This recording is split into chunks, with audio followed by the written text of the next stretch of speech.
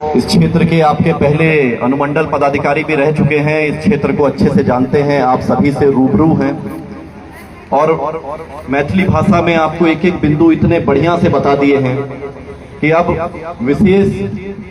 बिंदुओं की मेरे तरफ से उतनी आवश्यकता नहीं, लेकिन क्योंकि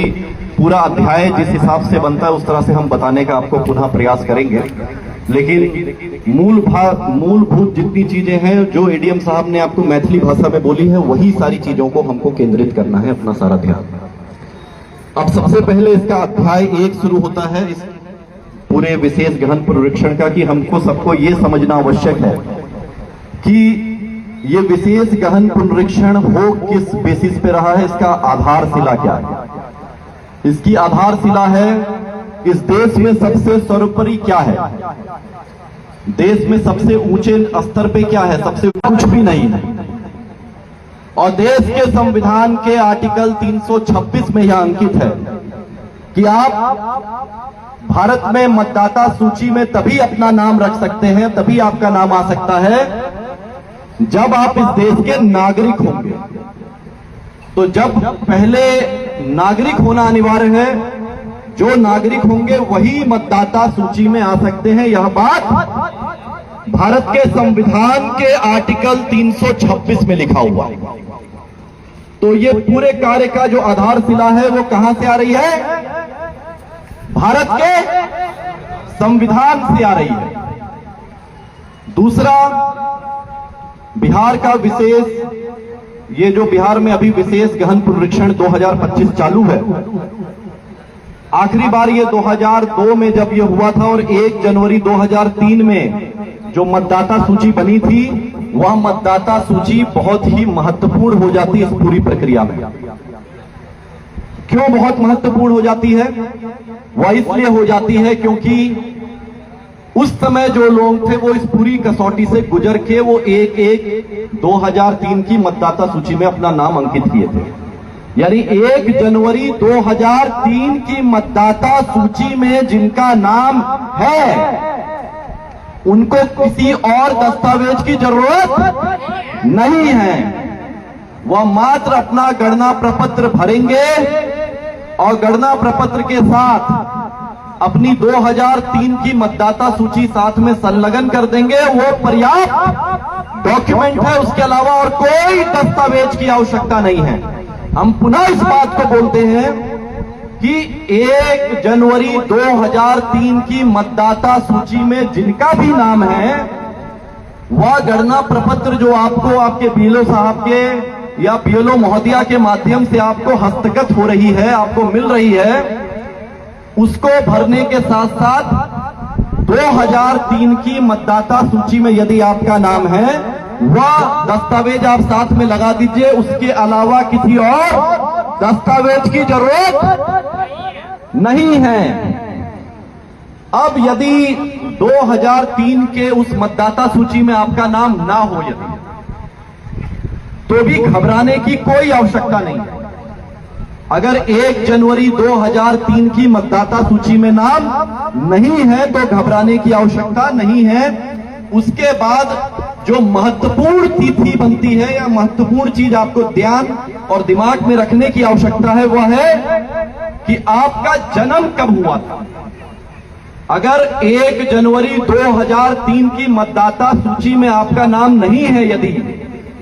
तो आपको सबसे पहले क्या चीज देखनी है कि आपका जन्म तिथि क्या है।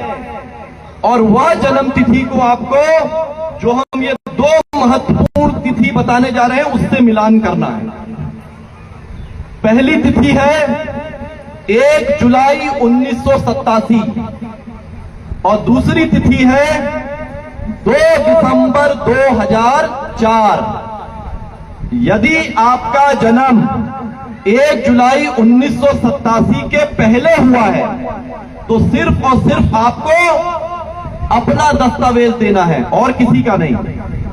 यदि आपका जन्म 1 जुलाई 1987 के बाद हुआ है और 2 दिसंबर 2004 के पहले हुआ है, यानी लगभग इन 17 साल के बीच में अगर हुआ है,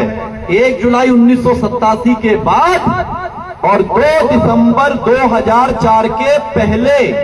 तो फिर आपको अपने दस्तावेज के साथ साथ अपने माताजी या पिताजी के किसी एक का दस्तावेज भी लगाना अनिवार्य होगा। और यदि आपका जन्म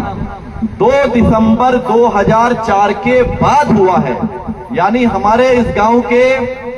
तिसियाही गांव के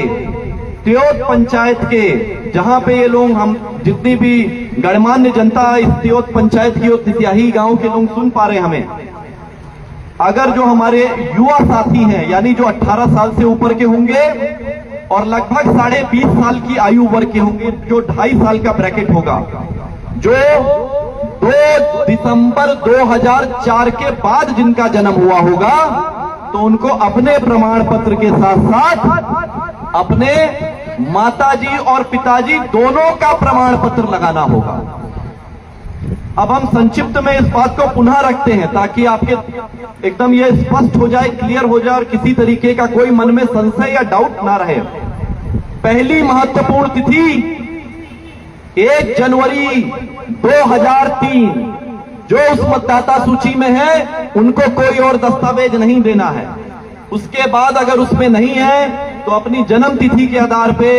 1 जुलाई 1987 और 2 दिसंबर 2004 की तिथि के हिसाब से आपको देखना कि आपकी जन्म तिथि कहां पे है, और उसके हिसाब से ही आपको गणना प्रपत्र में अपना डॉक्यूमेंट देना है, अपना दस्तावेज देना है। अब इसमें भी 1 जनवरी 2003 की तिथि का मतदाता सूची बहुत महत्वपूर्ण हो जाता है। यदि आपके माताजी या पिताजी का भी नाम अगर 1 जनवरी 2003 की मतदाता सूची में है, तो अपने माताजी और पिताजी के भी दस्तावेज के रूप में आप वो दे सकते हैं।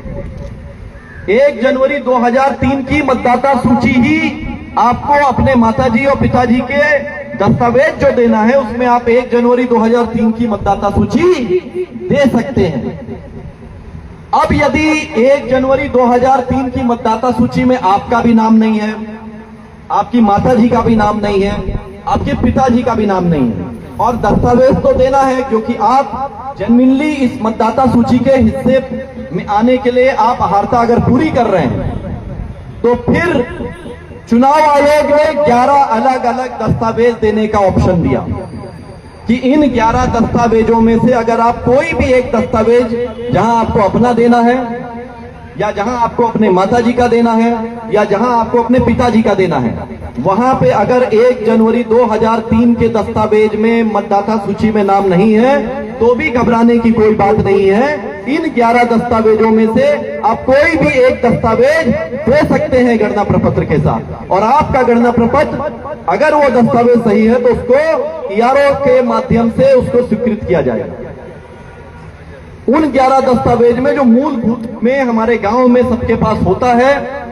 या ज्यादातर लोगों के पास होगा, तो वो है, जैसे अगर आपके पास अपना जन्म प्रमाण पत्र है, अगर जन्म प्रमाण पत्र नहीं है तो भी घबराने की कोई बात नहीं है। ऐसा नहीं है कि जन्म प्रमाण पत्र ही अनिवार्य है कि जिसके पास जन्म प्रमाण पत्र नहीं है उसका नाम नहीं जुटेगा, ऐसा कोई बात मन में मत रखिएगा। जन्म प्रमाण पत्र है तो आप जन्म प्रमाण पत्र दीजिए। 10वीं की पढ़ाई जो बच्चे कर लिए हैं उनके 10वीं का जो सर्टिफिकेट है उसमें जो तिथि लिखी रहती है, तो 10वीं का कागज भी मान्य दस्तावेज होगा। अगर आपका जाति प्रमाण पत्र बना हुआ है तो आप जाति प्रमाण पत्र दे दीजिए, आपका जाति प्रमाण पत्र भी मान्य दस्तावेज होगा। अगर आपका निवास प्रमाण पत्र बना हुआ है, ज्यादातर लोग यहाँ पे राशन कार्ड रखे होंगे, तो जब राशन कार्ड बनवाए होंगे तो निवास प्रमाण पत्र दिया होगा आपने, तो निवास प्रमाण पत्र घर में रखा हुआ है, तो निवास प्रमाण पत्र भी अगर आप देते हैं तो वो भी मान्य दस्तावेज होगा।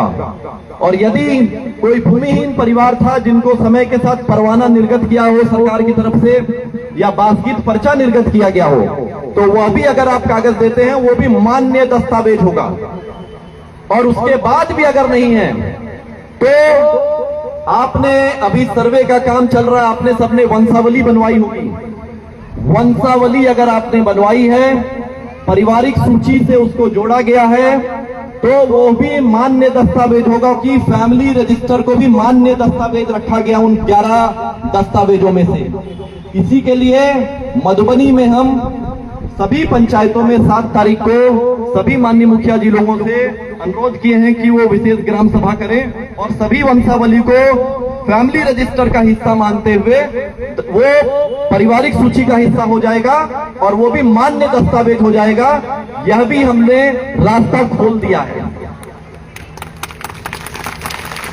तो जिला प्रशासन का और आप सभी के माध्यम से हमारा दिन रात हमारी पूरी टीम 3 घंटे 4 घंटे की नींद लेके भी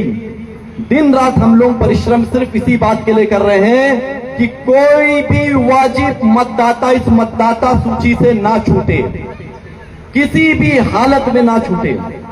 और यहाँ पे जीविका की दीदियां यहाँ पे बैठी हुई हैं, जीविका की दीदियां हैं, हमारी आंगनवाड़ी की सेविका सहायिका हैं।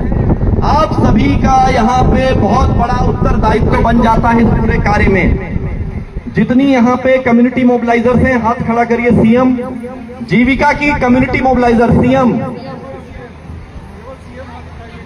तो सीएम आप भी इतने हैं। आप सभी को भी मेरा निर्देश डायरेक्शन एक पत्र हम सभी सीएम्स के लिए भी निर्गत कर दिए, आप लोग कम्युनिटी मोबिलाइजर्स के लिए, जीविका की दीदियों के लिए, कि अब चुनाव इसमें आपके विशेष गहन पुनरीक्षण के इस कार्य में आप सभी को उत्तरदायित्व दिया गया है कि घर घर घूमिए,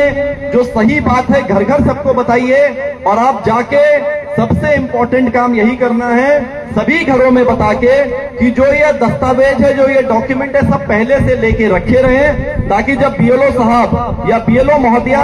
घर पे पहुंचे तो 2 मिनट में अपना इनमरेशन फॉर्म, जिसको गणना प्रपत्र कहते हैं, उसको भर के तुरंत अपने बीएलओ साहब को दे दिया जाए। और अगर पासपोर्ट साइज की फोटो नहीं है तो भी कोई बात नहीं, पासपोर्ट साइज की फोटो नहीं है तो भी कोई बात नहीं, जिनके पास है उनकी आप गणना प्रपत्र पे लगा लीजिए, जिनके पास नहीं है उनकी अपने मोबाइल से फोटो खींच लीजिए और वो फोटो खींच के भी आप बीएलओ ऐप पे उसको अपलोड कर सकते हैं। पासपोर्ट साइज की अगर फोटो नहीं है, कोई गरीब व्यक्ति ऐसा जो तुरंत फोटो खिंचवा के अपनी नहीं रख सकता है, तो उसको भी परेशान करने की इस पूरी प्रक्रिया में कोई आवश्यकता नहीं है। हम आज सुबह ही अपनी पूरी टीम को ये निर्देश दे चुके हैं कि पासपोर्ट साइज की फोटो नहीं है तो कोई परेशान होने की जरूरत नहीं है। आप बीएलओ के माध्यम से या जो सहायक आपके पास साथ में है वो फोटो खींच लेंगे। बस ध्यान ऐसा रखिएगा कि थोड़ी लाइट में आप फोटो खींच रहे हैं कि उनकी फोटो क्लियर आए, और जब आप बीएलओ ऐप पे अपलोड कर रहे हैं तो उस फोटो को क्रॉप करके ढंग से बीएलओ ऐप पे अपलोड करेंगे। तो एक जो बड़ी जमीन के स्तर पे जो समस्या बनी हुई थी कि पासपोर्ट साइज की फोटो सभी लोग नहीं है तुरंत खींच के अपना रखवा पा रहे हैं, तो उसका भी समाधान ये निकाल दिया गया है। तो मुद्दा ये है कि हर हालत में जल्द से जल्द सभी घरों में आप लोग गणना पत्र भरवा के और बीएलओ ऐप पे उसको अपलोड कर दें। अगर डॉक्यूमेंट सभी के पास से ले लेना है और जल्द से जल्द उसको अपलोड कर देना है। अब अंत में मेरा यही आप सबसे अनुरोध है कि आप सबका हक है वोट डालना, और अगर आप अहारता पूरी करते हैं आयोग की तो हर हालत में जल्द से जल्द गणना प्रपत्र भर के अपने इस मताधिकार का, जो आपकी जो सबसे महत्वपूर्ण अधिकार है संविधान में और डेमोक्रेसी में, लोकतंत्र में, उसमें आप जल्द से जल्द अपनी इस पूरी प्रक्रिया को करिए। क्योंकि 26 जुलाई के पहले यदि आपका गणना प्रपत्र भर के बीएलओ ऐप के माध्यम से पोर्टल के अंदर एंटर नहीं करेगा तो मतदाता सूची से नाम बाहर हो जाएगा। इसलिए हर हालत में बाकी कोई महत्वपूर्ण काम हो उसको किनारे छोड़ दीजिए। जिस तरह से आप आधी घंटा खाना खाने के लिए समय निकालते हैं जो आपके जीवन के लिए इतना महत्वपूर्ण है, उसी तरीके से यह कार्य भी उस समय उतना ही महत्वपूर्ण है कि सबसे पहले बाकी कोई भी कार्य को छोड़ के इस कार्य को संपन्न करते हुए अपने बीएलओ साहब को हस्तगत करा दीजिए। क्योंकि चाहे सबसे अमीर आदमी हो इस देश का, चाहे सबसे गरीब से गरीब व्यक्ति हो जो 2 वक्त की रोजी रोटी खा रहा है, कमा रहा है, अगर कोई एक चीज इस देश में हर व्यक्ति को बराबर कर देता है वो एक ही चीज यही है कि हर व्यक्ति के पास एक ही वोट है। चाहे खरबोपति व्यक्ति हो, चाहे गरीब से गरीब व्यक्ति हो, हर व्यक्ति को जो इस देश में एक बराबर लाके खड़ा कर देता है, और वही लोकतंत्र की ताकत है कि सब व्यक्ति के पास एक ही वोट है, एक से ज्यादा वोट किसी के पास नहीं है। तो इसलिए अगर आप अहारता पूरी करते हैं, हर हालत में जल्द से जल्द गणना प्रपत्र भर के अपने बीएलओ साहब को हस्तगत कराइए और इस प्रक्रिया को पूर्ण करिए। मेरा मानना है कि तिसियाही गांव और तिसियाही गांव के बाद त्योत पंचायत मधुबनी जिला का पहला पंचायत बनेगा जो 100% इस कार्य को संपन्न करेगा। तो इसी संकल्प के साथ आपको यहां से उठना है और इसी संकल्प के साथ इस चीज को लेके चलना है। और जितनी भी यहां जीविका की दीदियां हैं, आंगनवाड़ी की सेविका सहायिका हैं, जितने बीएलओ साहब लोग हैं और जितने जमीन पे कार्य कर रहे हो कर्मठ यहाँ पे योद्धा हैं, इस पूरी प्रक्रिया में आप सब यहाँ पे एक बहुत महत्वपूर्ण कार्य कर रहे हैं और आप सब यहाँ पे एक जिला पदाधिकारी के रूप में ही जमीन पे खड़े होगा और इसी गंभीरता के साथ पूरे कार्य को जल्द से जल्द समाप्त करिए। बहुत बहुत